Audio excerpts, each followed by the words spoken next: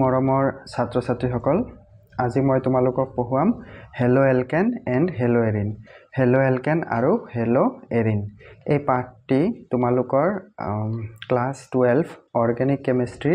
তাৰ মানে কেমিষ্ট্ৰি যেটো তোমাৰ দ্বিতীয় ভাগ আছে সেকেন্ড পাৰ্টৰ প্ৰথম চেপ্টাৰটো হয় হেলো এলকেন হেলো এৰিনৰ বিষয়ে তোমাৰ অলপ আইডিয়া এটা তুমি ক্লাছ 11ত পাই আহিছা কিন্তু হলেও মই তোমালোকক ইয়াত ডিটেইলছত পঢ়াই যাম যাতে তোমাৰ যেটো বৰ্ডৰ এক্সাম হয় বৰ্ডৰ এক্সামটো যাতে তুমি পাৰা আৰু তোমাৰ যেটো নীট এক্সাম হ'ব তাৰ মানে কিছুমানে মেডিকেলৰ কাৰণে দিবা বা কিছুমানে ইঞ্জিনিয়াৰিংৰ কাৰণে এক্সাম দিবা হেবিলাকত অহা কোৱেশ্চন বিলাকো মই লগতে ডিসকাশন কৰি যাম লগতে আৰু এটা কথা এই অৰ্গেনিক কেমিষ্ট্ৰিটো both ল্যাঙ্গুৱেজতে তুমি চাব পাৰা ইংলিশ মিডিয়াম আসামিজ মিডিয়াম সবেই চাব পাৰা গতিকে মই ইয়াত দুইটা ল্যাঙ্গুৱেজ ইউজ কৰি যাম গতিকে যাতে ইংলিশ মিডিয়াম আসামিজ মিডিয়াম সবৰে সহায় হয় হা এতিয়া আমি পলম নকৰি আমি চেপ্টাৰটো ষ্টাৰ্ট কৰো হেলো এলকেন আৰু হেলো এৰিন হেলো এলকেন আৰু হেলো এৰিন ষ্টাৰ্ট কৰাৰ আগতে তুমি এটা বস্তু জানি লোৱা হেলো এলকেন আৰু হেলো এৰিন নামটো কেলে আহিছে প্ৰথমতে চোৱা হেলো এলকেন হেলো এলকেন নামটো যদি ব্ৰেক ডাউন কৰো আমি দুটা পাৰ্টত ভাগ কৰিম হেলো প্লাস এলকেন হেলো টাৰ্মটোৰ পৰা আমাৰ কি আহিব হেলোজেন আৰু এলকেন তুমি পঢ়ি আহিছা কাৰ্বনৰ কম্পাউণ্ড হয় কাৰ্বনৰ যৌগ হয় যত নেকি অনলি কি থাকিব সিঙ্গল বন্ড থাকিব এন লাষ্টত এন আছে মানে এটুক অনলি কি হ'ব অনলি সিঙ্গল বন্ড হ'ব সিঙ্গল বন্ড তাৰ মানে কাৰ্বন আৰু হাইড্ৰোজেনৰ কম্পাউণ্ড অনলি সিঙ্গল বন্ড থাকিব কাৰ্বন আৰু হাইড্ৰোজেনৰ যৌগ খালি এক বান্ধনী থাকিব হা সিঙ্গল বন্ড মানে এক বান্ধনী থাকিব মনত ৰাখিবা আৰু হেলোজেন তুমি পঢ়ি আহিছা ফাৰ্স্ট ইয়াৰত হেলোজেন মানে হল যে আমাৰ পেৰিয়ডিক টেবুলটো যদি তোমাৰ মনত আছে পেৰিয়ডিক টেবুলটোত টোটাল 18টা গ্ৰুপ আছে হা 18টা গ্ৰুপ আছে তাৰে যেটো লাষ্টৰ আগৰটো তাৰ মানে গ্ৰুপ নাম্বাৰ 17 হা গ্ৰুপ নাম্বাৰ 17ত তুমি চাৰিটা বস্তু পাবা Florin chlorine bromine and iodine এই ফ্লোৰিন ক্লোৰিন ব্ৰোমিন আয়োডিন ওপৰৰ পৰা যদি চোৱা প্ৰথমতে ফ্লোৰিন থাকিব তাৰপা ক্লোৰিন তাৰপা ব্ৰোমিন তাৰপা আয়োডিন থাকিব এই চাৰিটাটোক আমি হেলোজেন বুলি কওঁ আৰু এই চাৰিটাটোক তুমি মনত ৰাখিবা আমি এই পাঠটো পঢ়োতে আমি বাৰে বাৰে যেতিয়া আমি হেলোজেন বুলি কম আমি এই কিটাৰ নাম কম হা আৰু এই কিটাক আমাক তোমাৰ এই যেটো পাৰ্টটো আছে চেপ্টাৰটোত এক্স ওয়াৰ্ডটো দি এইকিটাক তোমাক ডিনোট কৰা আছে হা মনত ৰাখিবা তাৰ পিছত এতিয়া যেটো এলকেন পাৰ্টটো যে থাকিলে এলকেনত তোমাৰ কি থাকিব সিঙ্গল বন্ড থাকিব তাৰ মানে কাৰ্বন আৰু হাইড্ৰোজেনৰ সিঙ্গল বন্ড হলে এলকেন হয় এটা এক্সাম্পল ধৰা CH4 মানে কি তুমি আগতে পাই আহিছা ফাৰ্স্ট ইয়াৰত CH4 মানে মিথেন হা এটা মিথেনটোত কাৰ্বন আৰু কাৰ্বনৰ সাৰাউন্ডিংত হাইড্ৰোজেন খিনি এনেকে থাকে এতিয়া আমি এটো হেলো এলকেন বনাবলৈ এটোক আমি কি কৰিম যিকোনো এটা হাইড্ৰোজেন যেনিবা এটো হাইড্ৰোজেন ৰিমুভ কৰি ইয়াত যেনিবা Cl লিখি দিলো তেতিয়া এটোই আমাৰ কাৰণে এটা কি হৈ পৰিলে হেলো এলকেন বনি গল হা এতিয়া ইয়াত এটাই হেলোজেন থাকিব বুলি কথা নাথাকে ইয়াত আমি আৰু এটা হাইড্ৰোজেন ৰিমুভ কৰি তাত ক্লোৰিন বা ব্ৰোমিন কিবা এটা ভৰাই দিব পাৰো সাপোজ এটোৱে আমি ৰিমুভ কৰি ইয়াত আমি যেনিবা Br লিখি দিলো তেতিয়াও এটো এটা হেলো এলকেনে হ'ব মনত ৰাখিবা তাৰ মানে মিনিমাম এটা হলেও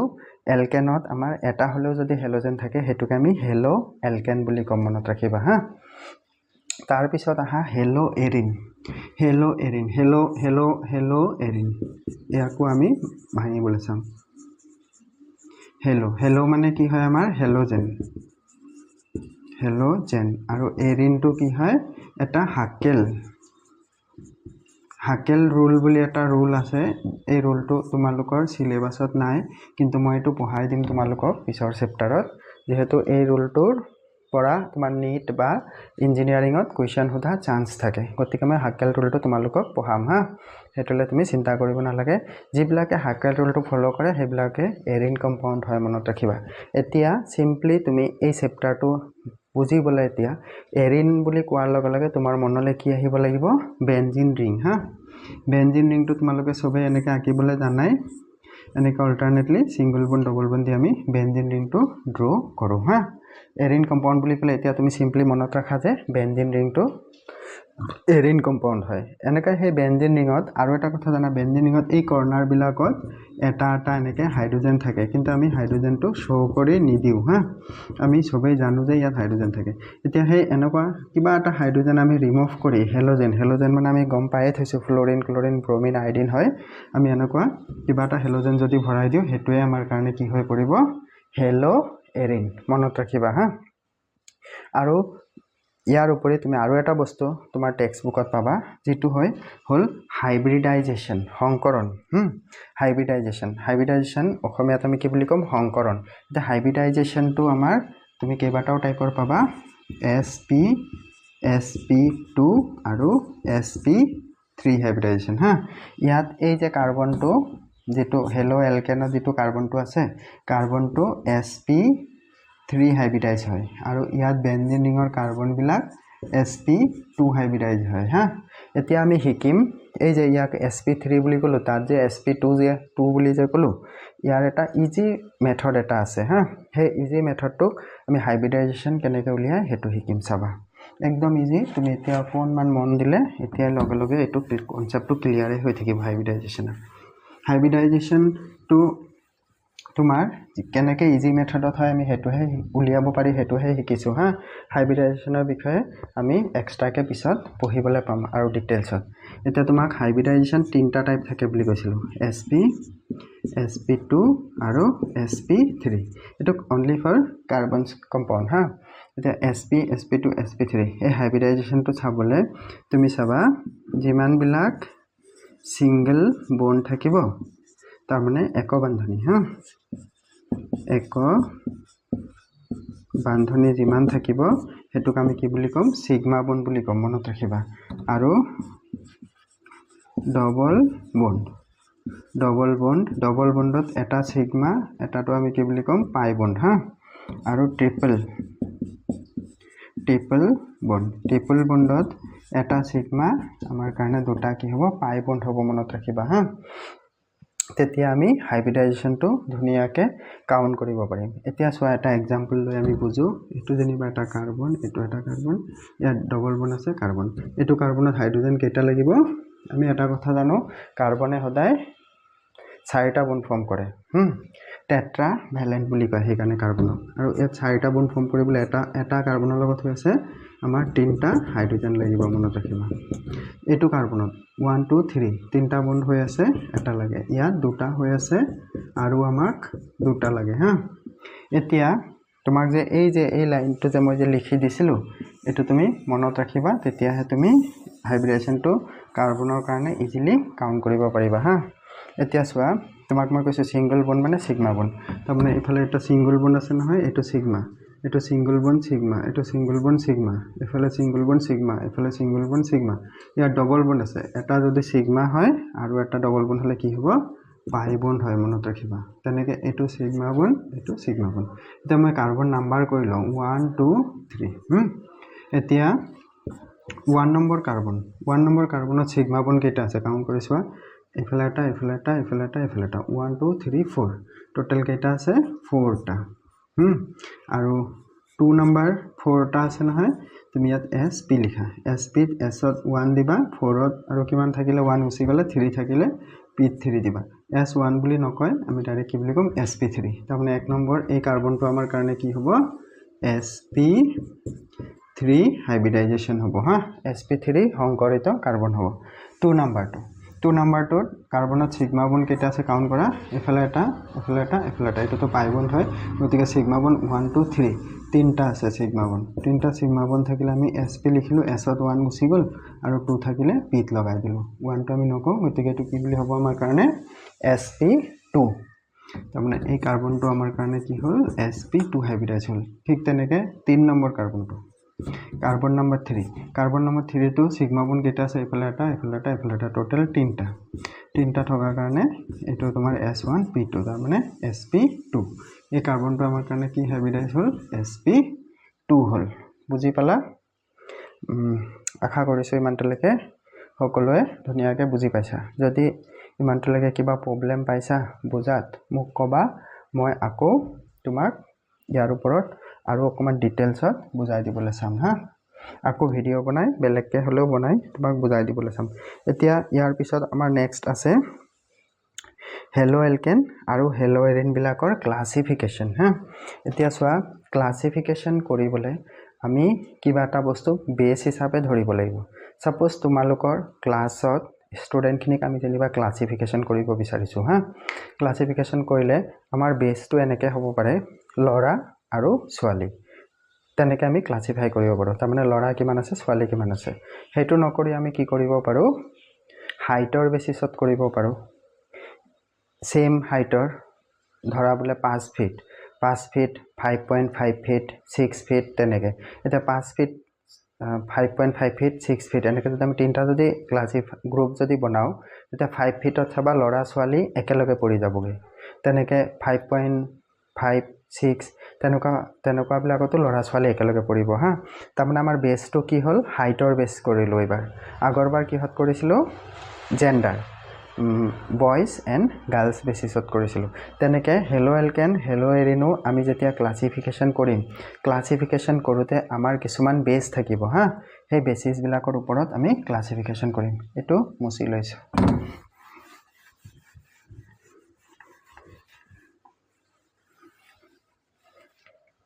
এতিয়া চাবা তোমাক এক নম্বৰ তোমাৰ টেক্সট বুকত দিছে on the basis of number of halogen atom হা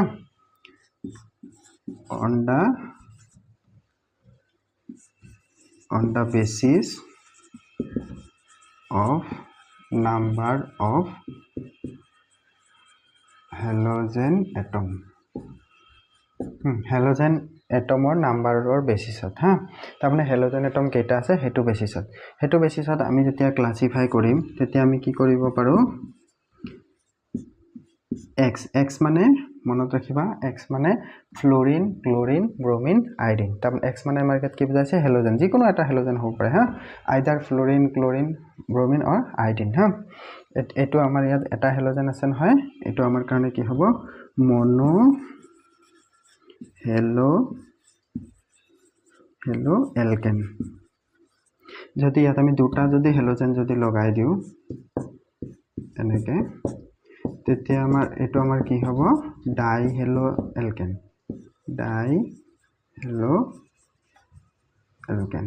আৰু যদি তিনটা যদি লগাই দিও তেতিয়া এটো আমাৰ কাৰণে কি হ'ব ট্ৰাই হেলো এলকেন তেনেকে চাৰিটা লগাই দিলে টেট্ৰা হেলো পেন্টা হেলো হেক্সা হেলো এনেকে কৈ থাকিব হা ঠিক তেনেকে এৰিন কম্পাউন্ড হা এৰিন কম্পাউন্ড এৰিন মানে তোমাক মনত ৰাখিব কৈছো এতিয়া বৰ্তমান বেনজিন ৰিংটো মনত ৰাখিবা হা কাৰণ তোমাৰ সিলেবাস মতে এৰিন বুলি কোৱাৰ লগে লগে বেনজিন ৰিংটোৱে সবতে পাবা কিন্তু হেলো এৰিন কোনবিলাক কম্পাউন্ড হয় মই তোমালোকক চেপ্টাৰৰ ষ্টাৰ্টিংতে কৈ দিছিলো হেতু বিষয়ে এক্সট্ৰাকে পঢ়াম বুলি হাকেল ৰুল বুলি এটা ৰুল আছে সেই ৰুলটো পঢ়াম হা এতিয়া বেনজিনিঙত যদি এটা যদি হেলোজেন থাকে তেতিয়া হেতু আমাৰ কাৰণে মনো হেলো এৰিন হ'ব হা মনো হেলো এৰিন আৰু এনেকে বেনজিনিঙত যদি আমাৰ যদি দুইটা যদি হেলোজেন থাকে তেতিয়া হেতু কি হ'ব মোৰ কাৰণে ডাই হেলো এৰিন তিনটা হলে ট্ৰাই হেলো এৰিন তেনেকে আমি ক্লাসিফাই কৰিম হা তাৰ মানে এই যে আমি ক্লাসিফিকেশনটো যে কৰিলো এটো আমাৰ বেসটো কিহৰ ওপৰত হল তেনে হলে নাম্বাৰস অফ হেলোজেন এটম তাৰ মানে আমাৰ হেলোজেন এটম কেইটা আছে হেতু বেসিসৰ ওপৰত হা নেক্সট তোমাৰ সিলেবাসত দিছে compound containing sp3cx compound containing sp3cx 2 number আৰু এটা ক্লাসিফিকেশন দিছে sp3cx বেসিসত হা 2 নম্বৰ আৰু এটা দিছে sp3cx তাৰ মানে যোনটো কাৰ্বনৰ লগত হেলোজেনটো লগ হ'ব সেই কাৰ্বনটোত আমাৰ কি কাৰ্বন হ'ব sp3 হ'ব মনত ৰাখিবা হা সেই কাৰ্বনটো আমাৰ কাৰণে কি হ'ব sp3 হ'ব মনত ৰাখিবা এতিয়া sp3 কেনেকৈ ওলাই মই তোমালোকক শিকাইছিলো অলৰেডি sp3 কেনেকৈ ওলাই যে আমাৰ কাৰ্বনটো গুটেখিনি কি হ'ব সিঙ্গল বন্ড হ'ব মনত ৰাখিবা এতিয়া মই কি কৰিব পাৰো sp3CX বেসিছত যেতিয়া ক্লাসিফাই কৰিম তোমাক মই এক্সাম্পল কেইটামান লিখি দিলো এতিয়া ইয়াত এটা হাইড্ৰোজেন মই ইয়াত এটা কি কৰিব পাৰো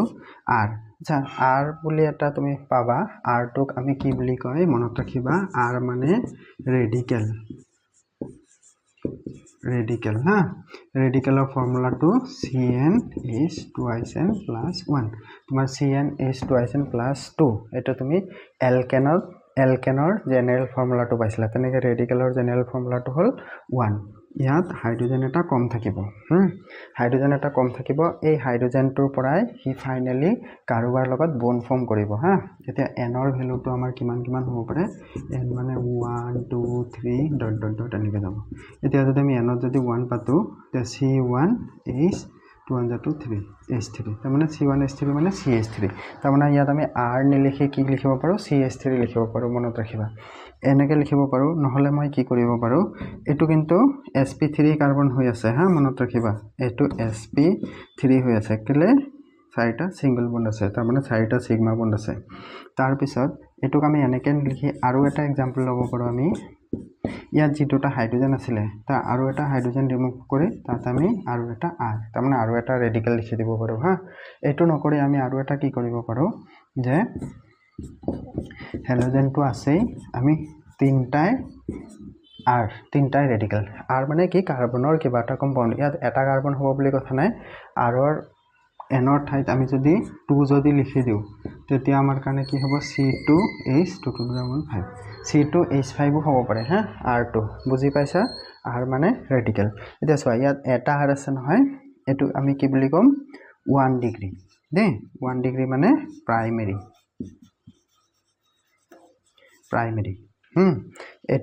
এই হেলো এটো এটা হেলো এলকেন হয় হা এই হেলো এলকেনটো আমাৰ কাৰণে কিমান ডিগ্ৰী 1 ডিগ্ৰী মানে প্ৰাইমেৰী ইয়াত দুইটা R আছে নহয় এটো আমি কি বুলি কম 2 ডিগ্ৰী মানে সেকেন্ডাৰী আৰু ইয়াত তিনটা R আছে নহয় এটো মোৰ কাৰণে 3 ডিগ্ৰী তাৰ মানে টাৰসেৰী হা মনত ৰাখিবা এনেকৈ আমি নাম্বাৰস অফ ৰেডিকেলৰ ওপৰত ডিপেন্ড কৰি আমি কি কৰিম প্ৰাইমেৰী সেকেন্ডাৰী অৰ টাৰসেৰী বুলিও আমি হেলো এলকেন বিলাকক ক্লাসিফাই কৰিব পাৰো মনত ৰাখিবা প্ৰাইমেৰী সেকেন্ডাৰী টাৰসেৰী কৰিলেও তোমাৰ এই কাৰ্বনটো কিন্তু sp3 হাইব্ৰিডাইজ হৈ আছে মনত ৰাখি থবা এই কথাটো হা বুজি পাইছা যদি কিবা প্ৰবলেম পোৱা কবা মই আৰু ডিটেইলছত বুজাই দিবলৈ চাম হা তাৰ পিছত আহা তোমাৰ নেক্সট আৰু এটা আছে এলাইলিক হেলাইডছ হা এলাইলিক হেলাইড তে এলাইলিক হেলাইড মানে কি সেই বস্তুটো বুজিবা তুমি এলাইলিক হেলাইড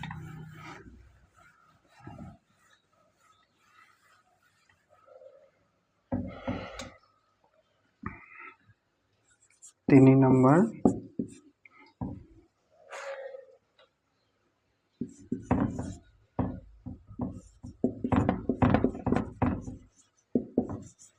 এলাইলিক হেলাইডছ হা এতিয়া আমি এলাইলিক হেলাইডৰ ওপৰত আমি এতিয়া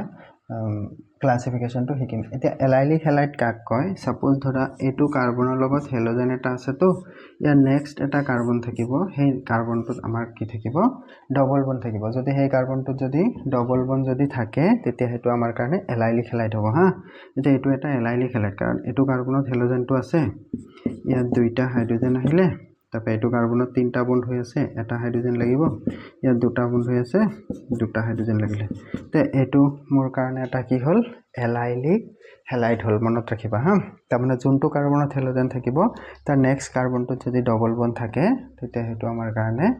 এলাইলিক হেলাইড ক্লিয়াৰ হল বুজি পালা এলাইলিক হেলাইডৰ পিছত তুমি আহিবা যে আচ্ছা এলাইলিক হেলাইডতো এটা কথা মনত ৰাখিবা এলাইলিক হেলাইডত এই যোনটো কাৰ্বনত হেলোজেনটো লাগিব সেই কাৰ্বনটো কিন্তু sp3 হৈ থাকিব হা তাৰ পিছত নেক্সট আহা বেনজাইলিক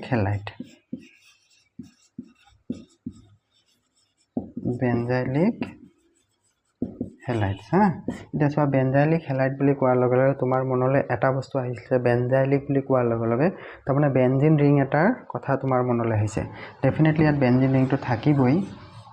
এনেকৈ বেঞ্জিন ৰিং এটা থাকিবই বেঞ্জিন ৰিংটো থাকিলে এতিয়া এই যিটো বেঞ্জিন ৰিংটো থাকিলে বেঞ্জিন ৰিংটোত মই তোমাক অথনি কৈছিলোঁ যে এই কৰ্ণাৰবিলাকত এটা এটা হাইড্ৰজেন থাকে যে এনেকৈ এই যিবিলাক হাইড্ৰজেন আছিলে এই হাইড্ৰজেনখিনি আমি কোনোবা এটা ৰিমুভ কৰি তাত যেনিবা আমি হেলোজেন এটা ভৰাই দিলোঁ এক্স মানে ফ্ল'ৰিন ক্ল'ৰিন ব্ৰমিন বা আয়ডিন যিকোনো এটা কিবা এটা হ'ব এতিয়া ইয়াত মানে আমি হাইড্ৰজেনটো আঁতৰাই যেনিবা এক্স তাৰমানে ফ্ল'ৰিন ক্ল'ৰিন ব্ৰমিন আয়ডিন কিবা এটা দি দিলোঁ তেতিয়া এইটো বেঞ্জাইলিক হেলাইট হ'বনে নহয় মনত ৰাখিবা এইটো বেঞ্জাইলিক হেলাইট নহয় যদি আমি ডাইৰেক্ট যদি বেঞ্জিন ৰিংটোত যদি হেলোজেন এটা দি দিওঁ তেতিয়া এইটো হেলো এৰিন হৈ যাবগৈ হা এইটো আমাৰ বেঞ্জাইলিক হেলাইট নহয় বেঞ্জাইলিক হেলাইট হ'বলৈ তুমি কি কৰিব লাগিব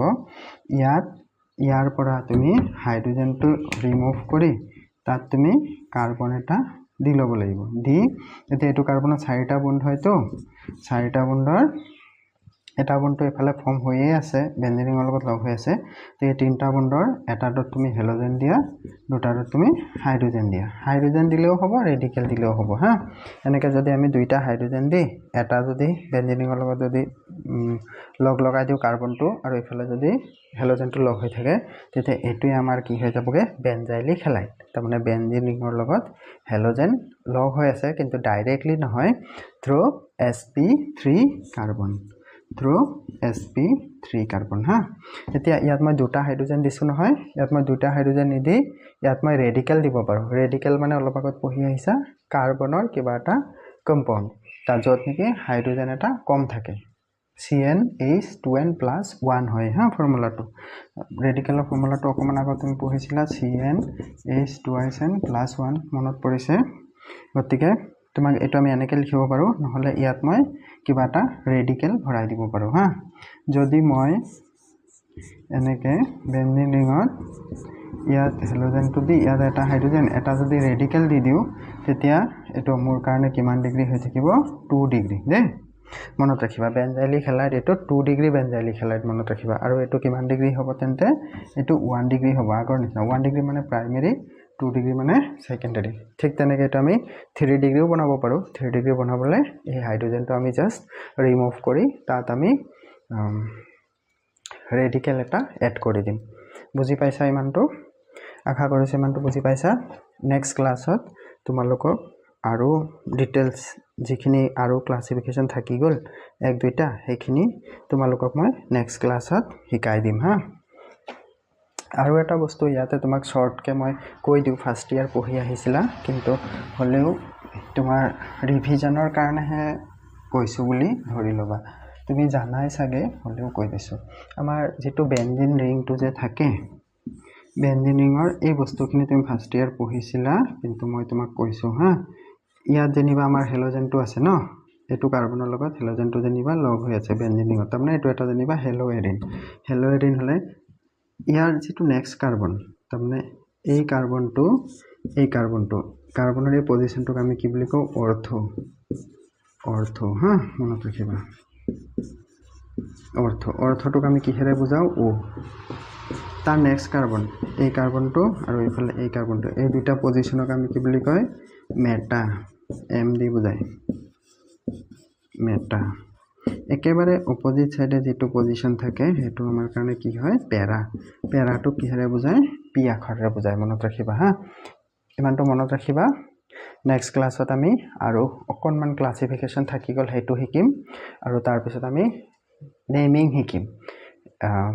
IUPAC নেমিং কেমিস্ট্রি জানা তুমি IUPAC নেমিং তো খুব ইম্পর্টেন্ট হয় উইদাউট IUPAC নেমিং আমি মানে কেমিস্ট্রি পঢ়িব নোৱাৰিম সেই কাৰণে আমি কেমিস্ট্ৰিত IUPAC নেমিং তো শিকিম হা ইমানখিনিলৈকে বুজি পাইছা বুলি ভাবিছো যদি তোমাৰ এই ভিডিওটো ভাল লাগে তোমাৰ ফ্ৰেন্ডছ আৰু তোমাৰ জুনিয়ৰ কোনোবা থাকিলে হেতক শেয়াৰ কৰিবা লগতে যদি তুমি পেইড কোৰ্সত জয়েন হ'ম বুলি ভাবিছা তেতিয়া মোক